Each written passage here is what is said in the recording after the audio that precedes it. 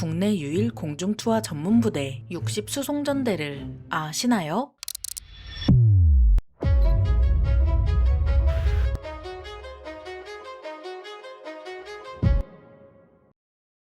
안녕하세요. 지식스토리입니다. 이번에는 항공수송의 최일선 핵심 부대 60수송전대에 대해 알아볼 텐데요. 전쟁에서 가장 중요한 것은 누가 뭐래도 보급으로 먹을 것과 탄약이 제때 보급되지 않으면 최정예 부대라 할지라도 전투력을 상실해버리고 맙니다. 그래서 많은 명장들은 다른 것보다도 보급의 중요성을 강조했고, 그중 영국의 전략가 리들 하트는 전쟁 승리에 가장 큰 영향을 미치는 요인 중 하나가 수송력 확보라고 했죠. 즉 싸우는데 필요한 병력과 물자를 적시적소에 어떻게 배치할 것인지가 중요한 것인데요. 하지만 우리나라는 국토 대부분이 산이라 유사시 보급이 많이 어려울 수밖에 없고, 북진할수록 늘어나는 보급 거리를 어떻게 극복하는지가 전쟁의 승패를 가르겠죠. 그래서 지형의 영향을 받지 않는 다양한 형태의 항공수송은 이러한 문제를 극복할 효과적인 방법입니다. 하지만 항공수송은 한번 하는데 돈이 많이 깨지는 데다 활주로나 착륙장도 있어야 하고 화물 포장도 잘해야 하고 지원도 꾸준히 해야 하는 등 필요한 것들이 한두 가지가 아닙니다. 항공수송은 화물의장사, 적재사, 조종사, 공정통제사의 팀워크로 이루어져야 하는데요. 먼저 화물의장사가 투하될 장비와 물자를 의장하면 적재사들은 문제가 없도록 항공기에 적재하고, 이를 다시 화물의장사가 검사하죠. 검사를 마치면 수송기가 기지를 떠나 투하지역에 도착하고 미리 작전지역에 침투해 임무를 수행하고 있던 공정통제사가 항공기를 유도해 안전한 지점에 장비와 물자를 투하하는 것입니다. 이렇듯 항공수송은 그냥 하기 쉽지 않다 보니 우리 군은 미군과 함께 다양한 공중투하 방법을 연구했고 항공추진 보급기지 운영훈련을 하는 등 항공수송을 발전시켰는데요.